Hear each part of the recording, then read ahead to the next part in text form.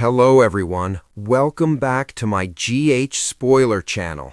I hope everyone is having a wonderful day. General Hospital, Sunday, March 8th, 2026. Full episode recap. Chase fights death after shocking attack. Port Charles will never be the same. You thought last week was devastating? Nothing could have prepared fans for what unfolded in Port Charles today. Grab your tissues, because this one is going to break you. The sun rose over Port Charles like any other Sunday, but by nightfall, the walls of General Hospital would be soaked in fear, tears, and the kind of raw, gut-wrenching drama that reminds you exactly why you've watched this show for decades. Harrison Chase, beloved detective, devoted husband, Port Charles's golden boy, was rushed through the emergency bay doors at 8:47 p.m. with critical injuries after a brutal ambush that left witnesses screaming in the streets. His white dress shirt was torn, soaked crimson. His eyes, those soulful, devastating eyes, were barely open. And the woman who ran in behind the gurney, her mascara streaming in black rivers down her face. Brooke Lynn Quartermain Chase. She wasn't supposed to be there. She wasn't supposed to see any of it. But fate, cruel, relentless, soap opera fate, had other plans. The attack that changed everything. Rewind 6 hours.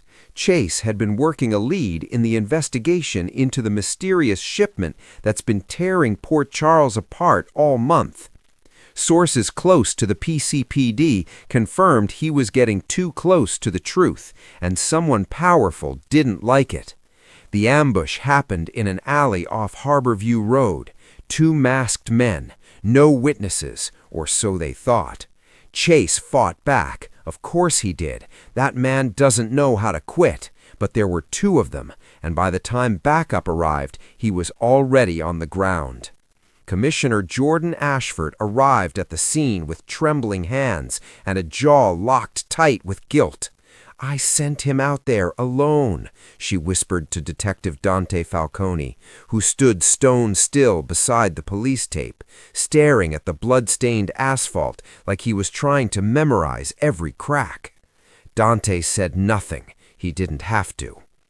Inside General Hospital, Brooke Lynn was barely holding herself together, and fans were losing their minds watching her unravel in real time. She paced, she prayed, she grabbed Olivia Falcone's arms and cried with a desperation that felt so real it hurt to watch. "He can't leave me. He promised me he wouldn't leave me. He promised." Olivia, ever the mother of Port Charles, held her tight and said nothing because there was nothing to say. Meanwhile, inside Trauma Bay 2, Dr. Elizabeth Weber and a full surgical team worked furiously to stabilize Chase's vitals. His BP was crashing, there was internal bleeding they couldn't yet locate, and somewhere deep in the hospital, a monitor flatlined, sending a nurse sprinting down the hall and Brooke Lynn to her knees in the waiting room. It wasn't Chase, not yet. But the message was clear. Time was running out. The villain behind it all revealed? Here's where things got absolutely wild.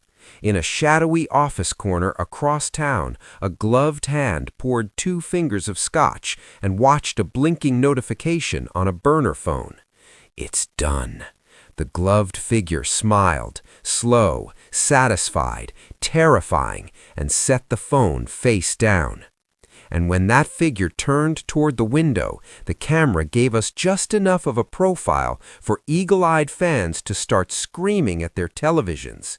Is it who we think it is? Could it really be someone that close to Chase? Someone who's been in that hospital, shaking his hand, clapping him on the back, hiding a war behind warm eyes? The internet is already on fire. Fan theories are flying. Speculation is out of control, and GH is giving absolutely nothing away.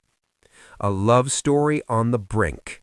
In what may be the most emotionally devastating scene of 2026 so far, Brooke Lynn was finally allowed into Chase's room after 2 hours of surgery.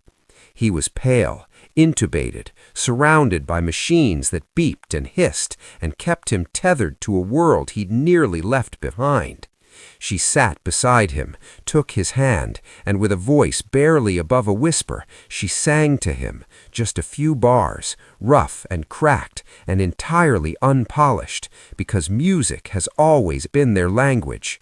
The camera didn't cut away, it just held, stayed right there on their hands, intertwined, on his still face, on hers, wet with tears, fighting to be brave.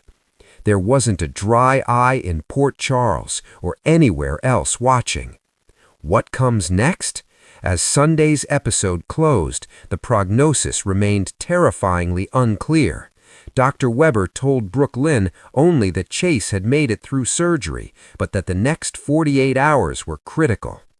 Dante vowed to find whoever did this, consequences be damned, and Jordan received an anonymous tip that may blow the entire case wide open, but trusting it could put another life on the line.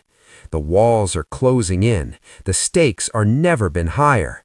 Will Chase survive? Will Brooke Lynn's love be enough to pull him back from the edge?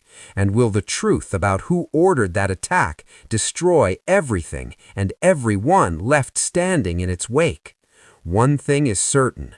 General Hospital just reminded the entire world why it has reigned for over 60 decades. Monday cannot come fast enough.